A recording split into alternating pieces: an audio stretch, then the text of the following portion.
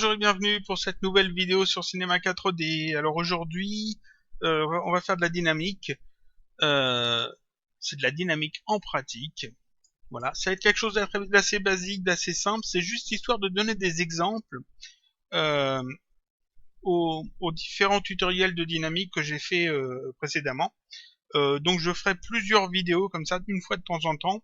Comme j'avais fait l'expression en pratique, là ça va être la dynamique en pratique en quelque sorte. Et je ferai un petit truc à chaque fois. Ça sera pas quelque chose de très compliqué, ça sera pas quelque chose de très poussé, ça sera juste histoire de montrer comment on peut utiliser la dynamique pour faire des choses plus ou moins sympas.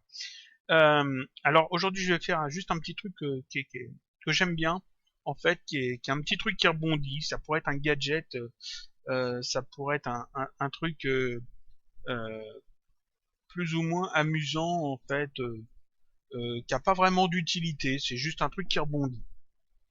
Et donc pour faire ça, on va utiliser donc les ressorts et un connecteur, enfin les connecteurs, le connecteur curseur, le curseur et les ressorts.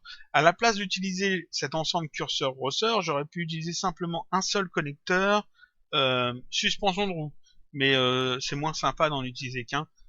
Et comme je veux montrer un petit peu des exemples d'utilisation, le fait d'utiliser les deux, ça va être plus sympa.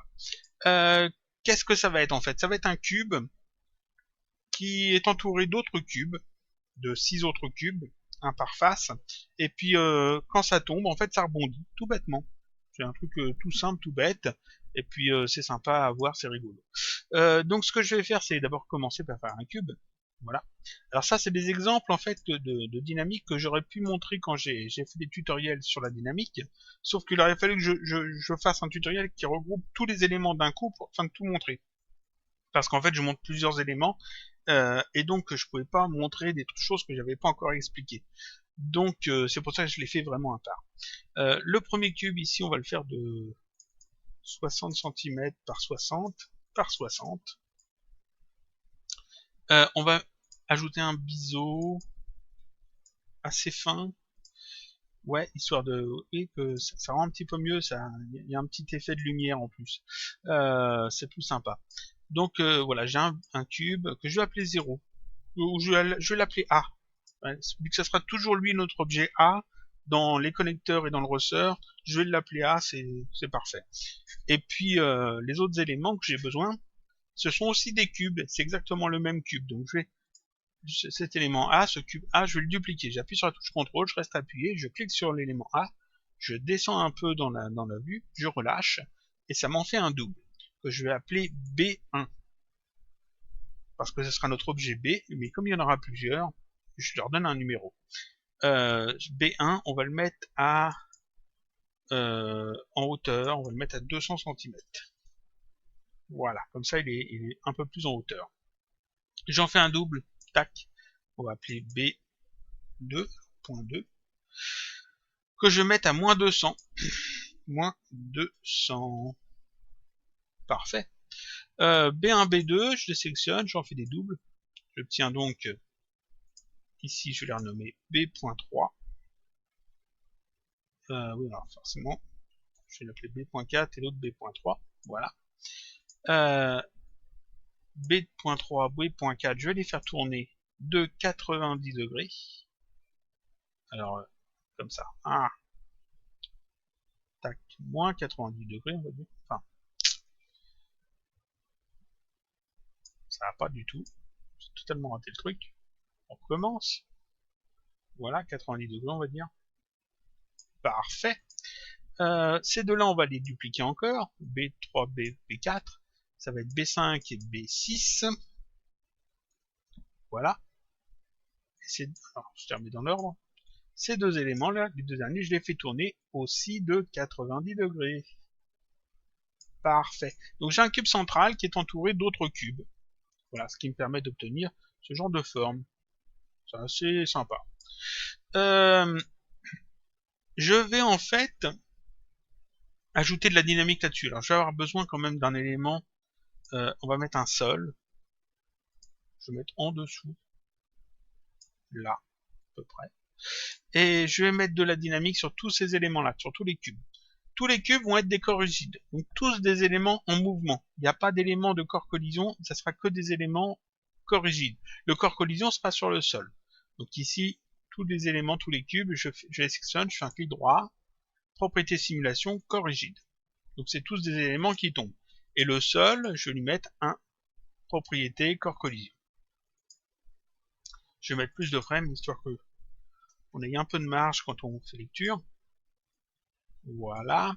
Ici, je suis bien comme il faut. Je fais lecture et on voit tous les cubes qui tombent et puis c'est le bordel. Ce que je veux maintenant, c'est que en fait, cette forme soit conservée. C'est-à-dire que ici, quand tout tombe, tous les cubes vont un petit peu comme ils veulent parce qu'en fait, ils sont tous indépendants. Ce que je veux, c'est que tous les cubes externes soient reliés au cube central. Donc, le mieux, c'est d'utiliser des connecteurs. Donc, je vais utiliser un connecteur. Simuler, dynamique, connecteur. Je vais le mettre entre le A et le B1. Je pourrais le mettre ailleurs, ça a aucune importance. Je le sélectionne, je vais prendre un type curseur. Parce que c'est celui-là qui permet de bloquer un élément sur un axe. Je vais activer les limites. Alors c'est pile les bonnes limites, il me semble. Oui. Moins 200, 200, c'est les bonnes limites par défaut. Et donc ici, B1, B2, celui qui est au-dessus et celui qui est en dessous, je veux que ce connecteur-là les fixe en fait sur la hauteur. Donc ce connecteur, je vais le faire tourner. Alors, voilà. Demander à ce qu'il soit toujours visible. On va le sélectionner, ce connecteur, voilà. Et on va le faire tourner de 90 degrés. 90 degrés. Et puis on va demander en fait à ce qu'il bloque B1, donc ce cube-là, qui le bloque en fait sur cet axe-là, par rapport au cube central. Donc dans notre connecteur, l'objet A c'est le cube A, et l'objet B c'est B1. Tac. Parfait. Si je fais lecture maintenant, tac, on voit qu'en fait les deux cubes A et B1 sont en fait toujours sur le même axe. Ici, ils se mélangent totalement, ça me plaît pas. Donc ici, je vais décocher ignorer les collisions. Quand je fais lecture, en fait, on voit qu'ils ne se mélangent plus maintenant, ils se restent bien sur le même axe. Ok. Et ils ne se rentrent pas l'un dans l'autre. Ce connecteur, je vais en faire un double que je vais mettre entre B1 et B2. Donc, CTRL-clic déplacer. Ce double, objet A, c'est toujours A. L'objet B, ça va être B2. Tac. Parce que c'est le deuxième. Le deuxième cube, celui qui est en dessous. Si je fais lecture, voilà ce qu'on obtient. Tac. Ici, on a trois cubes, en fait, qui sont toujours sur le même axe. C'est super. Maintenant, il me faut que je fasse la même chose pour les autres cubes. Donc, ces deux connecteurs, je vais les dupliquer. Donc, CTRL-clic, déplacer, relâcher. Celui-là, on va le mettre entre B2 et B3. Et celui-là, on va le mettre entre B3 et B4. Alors, celui-là, ici, l'objet A, c'est toujours A. L'objet B, ça va être B3. Et celui-là, l'objet A, c'est toujours A, mais l'objet B, ça va être B4. Tac. Et puis, ces deux connecteurs-là, il faut les faire tourner. Alors, c'est ceux-là. Hein.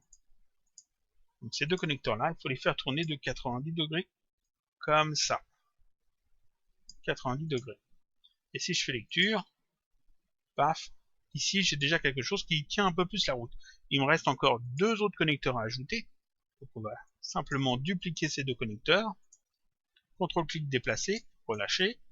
Je vais les faire tourner tout de suite de 80... Ah, je me suis trompé. Tac. De 90 degrés. 90 degrés.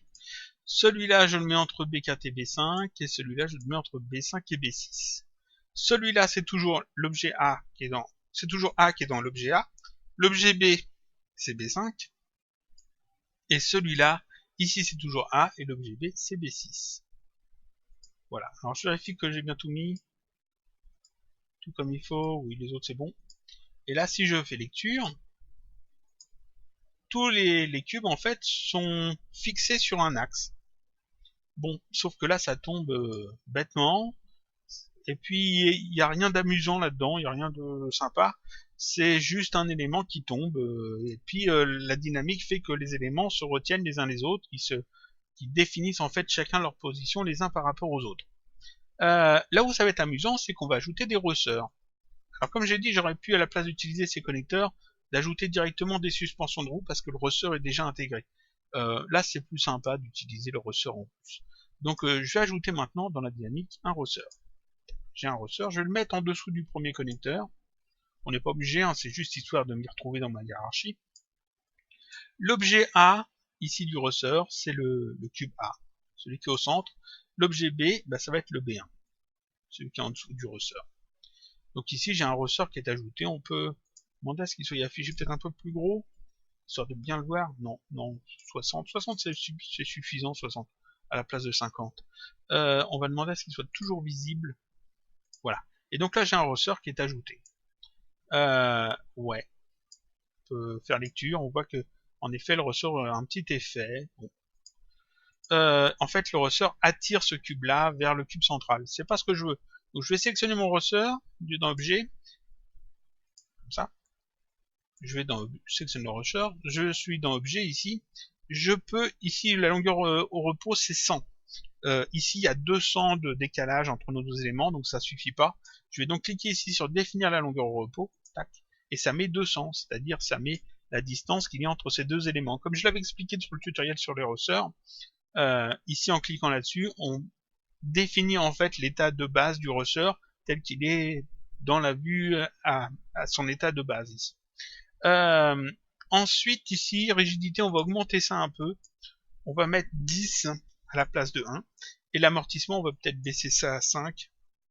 Ça devrait suffire. Et je vais regarder ce que ça donne. Donc si je fais lecture, tac. Et là, on a effectivement ici, vous voyez le cube ici qui reste bien en hauteur, mais qui bouge un petit peu quand même quand ça tombe. Là, on a un truc qui est sympa. Ce ressort, je vais le dupliquer. Je le mets sous le connecteur 1. Le double, ici, c'est pas B1, l'objet B. L'objet A, c'est toujours A, mais l'objet B, ici, ça va être B2. Tac, comme ça, j'ai le deuxième ressort qui est ajouté là. On peut regarder ce que ça donne en faisant lecture. Hop. Et ici, on a un truc qui rebondit. Et ça, c'est déjà beaucoup plus sympa. Ça va faire notre petit effet gadget, en fait. C'est pas très long à faire, mais bon, c'est sympa à voir. Je vais en faire encore un double. Tac. Ici, ça va être pas B2, mais B3. Je garde les mêmes réglages. Encore un double. Ici, ça sera B4. B4. Encore un double. Tac. Sur celui-ci, ça sera B5. Et encore un double. Tac. Et sur celui-ci, ça sera B6. Et donc là, maintenant, j'ai des ressorts partout sur mon élément, entre chaque cube et le cube central. Et quand je fais lecture, ça rebondit de manière assez rigolote. Voilà. On peut faire en sorte que ça tombe d'un peu plus haut. Mais avant de faire ça, on va ajouter quelques petites choses, parce que là, en fait, quand je fais mon rendu, en fait, j'ai juste des cubes comme ça, pas super. Je vais sélectionner mes connecteurs. Est-ce que c'est... Non, pas les ressorts, je vais les laisser les ressorts. Je sélectionne les connecteurs. Voilà. Je vais dans afficher, je vais décocher toujours visible, afin de ne plus les voir quand ils sont pas sélectionnés. Ce qui permet en fait d'avoir une vue un petit peu plus pratique en fait pour travailler la suite. Et je vais ajouter en fait des cylindres, histoire de symboliser en fait qu'ils sont liés. Alors je vais simplement ajouter un cylindre. Je vais le faire pas trop gros, alors on va dire 20 c'est trop. 10 c'est bien. Hauteur 300, faut que ça touche quand même, donc 340. 340. On n'a pas besoin des couvercles. Je décoche couvercle. Comme ça évitera en fait d'alourdir la scène pour rien. Et puis ce cylindre, je vais le mettre en fond ici du cube A. Comme ça, il est attaché au cube A. Et donc quand je fais lecture, tac, ça rebondit, c'est parfait. Alors ce que je vais regarder, c'est est-ce que ça dépasse quand ça rebondit. Oui, ça dépasse clairement. Là, on voit que, hop, si je fais image par image, on voit que ça descend beaucoup trop.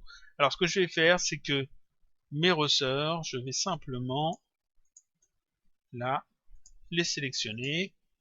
Et puis, on va jouer un petit peu avec la rigidité. On va mettre ça à 20. Tac. Là, je crois que ça rebondit assez. Et le cylindre ne sort pas. Je pourrais m'arranger autrement, hein. Je pourrais faire un cylindre plus petit ou des cubes plus gros. Bon, on va faire ça comme ça. Donc ici, je remets le sol, j'ai une forme composée de plusieurs éléments rigides qui sont liés en fait avec des connecteurs et des ressorts. Ce cylindre, je vais le dupliquer, tac. Le double, je vais le mettre ici en plus Y, non, plus X, tac. Je le duplique encore. Le nouveau double, je vais le mettre en plus Z. Comme ça, j'ai en fait un truc qui relie en fait toute la structure. Je vais mettre des couleurs là-dessus pour que ça soit plus sympa à voir. Alors, 1, 2, 3 couleurs. On va les sélectionner ces couleurs. On va là retirer la spécularité. Voilà. On pourrait laisser, hein, mais je la retire parce que j'aime bien. On va mettre du blanc assez blanc. Tac, pour les cylindres. On va mettre du orange pour le cube central parce que j'aime bien le orange. Et du bleu pour les cubes externes parce que ça se complète très bien. Ça complète très bien le orange. On va mettre un bleu comme ça.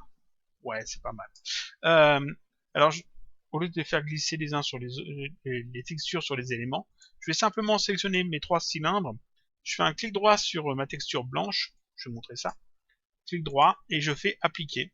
Tac, et ça l'ajoute directement sur les éléments. Ça évite en fait de faire des glisser déplacés. Quand il n'y a qu'un seul élément, comme ici, l'élément A, il y a juste cette couleur-là à mettre, ça c'est rapide. Tac. Mais quand il faut déplacer la texture bleue sur tous les B quelque chose, c'est aussi rapide de les sélectionner comme ça. Là, de sélectionner sur de faire un clic droit sur la texture, la sélectionner en faisant un clic droit et de faire appliquer. Tac, et ça l'ajoute. Ça permet de gagner un petit peu de temps, c'est des petites astuces. Je crois que je l'avais déjà dit hein, dans la vidéo sur les astuces, je crois. Bon, ça c'est fait, on peut refermer ça. Ici tout est bon. Tout ça on va le grouper, donc de là jusque là. Alternat G. On va appeler ça structure funny. Voilà, tac. On va mettre sur le sol peut-être du blanc. Tac. Le sol en blanc. Ouais. Un truc comme ça. Je fais lecture et on regarde ce que ça donne. Et puis là, on voit que ça rebondit. Ça rebondit pas super bien, donc il faudrait que ça soit un peu plus sympa, que ça rebondisse un peu plus. Donc je vais simplement remonter en fait ma structure. Ma tombe de plus haut, elle rebondit un peu plus. Tac. Et là, on a quelque chose qui est plutôt rigolo à regarder. Et ça, c'est simplement en utilisant la dynamique. J'aurais pu faire ça avec autre chose. J'aurais pu faire ça avec des corps souples, par exemple, mais ça aurait été une forme complète. Ici, on n'a pas une forme complète. On a un ensemble d'éléments bien rigides qui sont en fait en mouvement grâce à la dynamique. C'est-à-dire que ce n'est pas un corps dynamique que j'ai ajouté, un tag corps dynamique que j'ai ajouté sur un élément. Ce n'est pas un déformateur qui permet de faire ça. C'est vraiment la dynamique qui permet de le faire. Ce sont les ressorts, ce sont les connecteurs qu'on a ajoutés. Et c'est ça qui est assez sympa parce qu'avec ça, on peut aller un petit peu plus loin. Ici, on utilise la dynamique et la dynamique, c'est du calcul pour l'ordinateur, pour Cinema 4D. Donc quand je fais lecture, en fait, ici, il calcule la dynamique en temps réel. Quand vous êtes sûr que la dynamique est bonne, que vous ne touchez plus en fait à ces éléments de dynamique dans la scène, vous pouvez alléger un petit peu les choses. Au niveau du calcul de Cinema 4D, vous pouvez sélectionner vos tags corps rigide. Et là, je suis déjà dans le bon onglet en plus. Tac. Je les sélectionne tous. Et là, en fait, par défaut, c'est comme ça. Je vais ici dans Cache. Et ici, j'ai juste à cliquer sur Conformer. Et ça calcule, en fait, la dynamique. Ça l'a mis, en fait. Alors, je vais vider le cache pour bien montrer. Conformer. Tac. Ça a calculé la dynamique et ça l'a mis en cache. Quand je fais lecture, en fait, ici, c'est le cache qui est utilisé. Ce n'est plus la dynamique, c'est le cache. Donc, en fait, c'est vraiment les données qui sont mises en mémoire. Si je vire le sol, alors, le sol, vider le cache du sol, par exemple. Si je vire le sol et que je fais lecture, tac, on voit que ça fonctionne quand même. Parce qu'en fait, c'est le cache qui est lu et ce n'est pas en fait la dynamique elle-même. Je reviens en arrière, je remets le sol. Je peux, si je veux modifier des choses, je peux tout à fait resélectionner mes tags et faire vider le cache. Et dans ce cas-là, c'est de nouveau la dynamique qui est calculée. Donc Cinema 4D va avoir plus de calculs à faire, mais seulement il va prendre en compte les éléments nouveaux qu'on va ajouter dans la scène. Par exemple, comme élément nouveau, je pourrais tout à fait ajouter un cube qu'on pourrait mettre ici, assez grand, comme ça, et puis dire ce cube-là, c'est un objet de collision.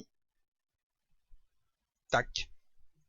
Et il va être pris en compte par la dynamique, alors que si j'utilise que la dynamique en cache, il ne sera pas pris en compte, il sera totalement invisible. Donc là, ça c'est un petit truc à savoir, c'est-à-dire que vous pouvez mettre en fait en dynamique la dynamique en cache afin d'alléger un petit peu vos rendus, vos calculs au moment où vous faites vos tests, etc. On va virer ce cube qui sert à rien. C'était plus sympa sans, je crois. Ouais. C'est une forme assez rigolote qui bouge un petit peu d'elle-même. Voilà, qui n'est pas en fait un corps souple, qui n'est pas géré par un déformateur, c'est juste une structure qui est gérée par la dynamique. Et ça nous a pris 20 minutes à faire.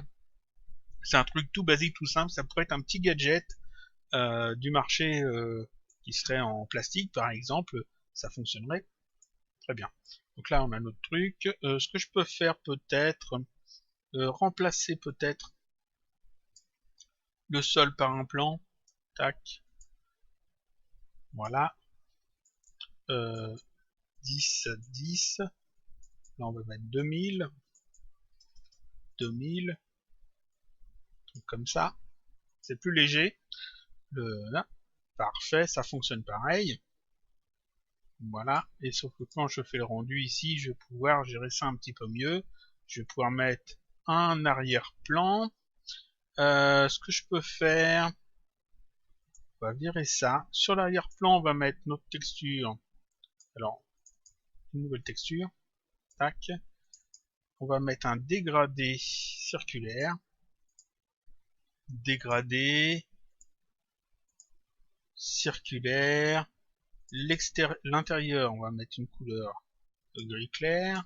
L'extérieur, on va mettre une couleur gris foncé. Voilà, parfait. Tac.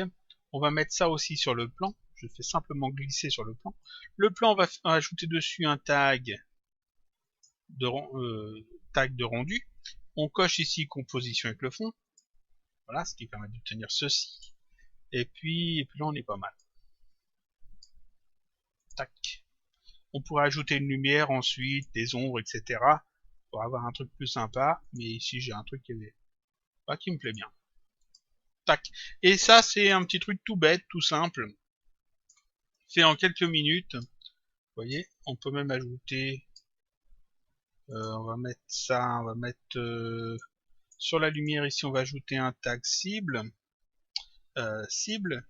Comme cible, on va indiquer le neutre qu'on a ajouté. On va le renommer cible. Cible. Voilà. Ce neutre, on va le mettre plus ici. La lumière, ici, on va l'agrandir un peu. Comme ça. L'éloigner un peu. On va lui dire de générer des ombres.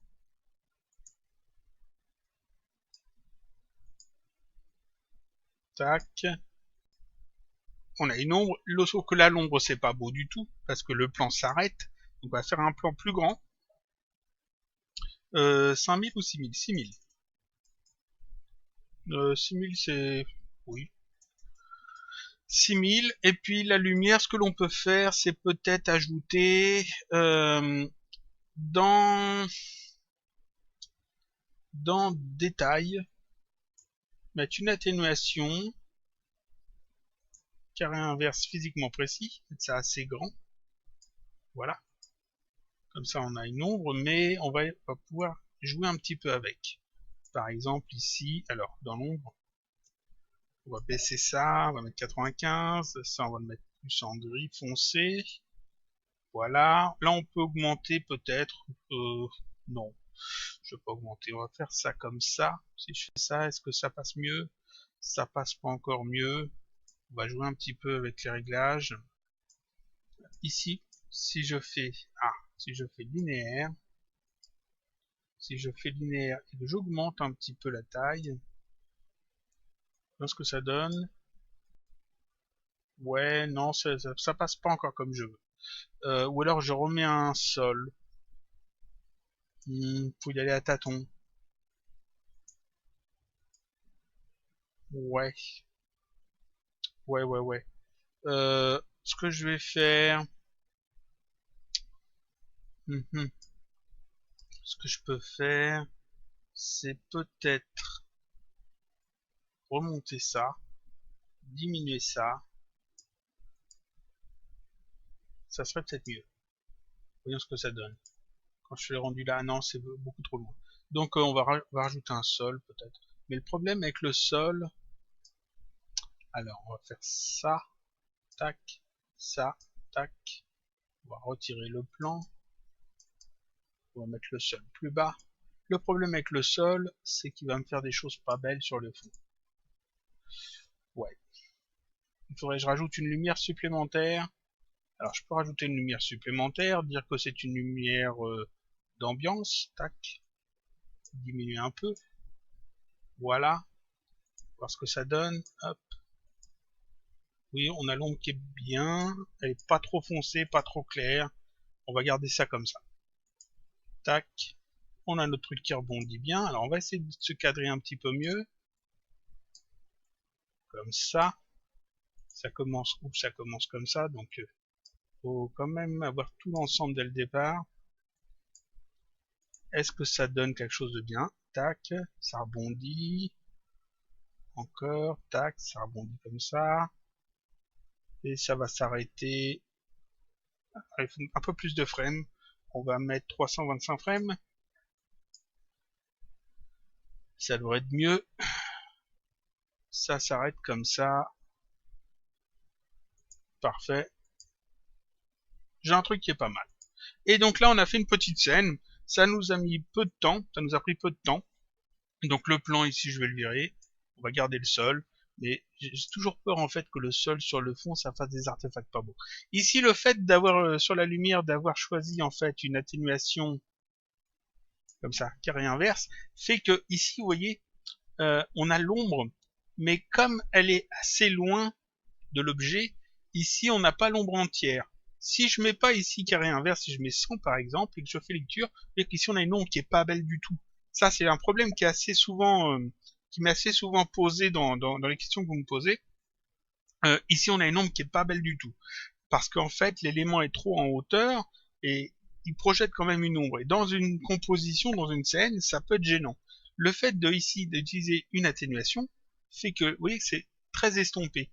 Et en fait, c'est quand l'objet se rapproche du sol que l'ombre devient vraiment visible. Parce qu'en fait, l'objet rentre dans la zone où la lumière en fait a une influence. Donc ici, j'ai un truc qui fonctionne bien. Là, on voit que en fait, comment la dynamique et les cylindres suivent pas totalement bien, mais bon, seulement ça se voit pas trop quand on fait lecture, donc c'est pas bien gênant. Je vais laisser ça comme ça, mais normalement ça peut se régler aussi. Il y a plein de choses qu'on peut régler comme ça.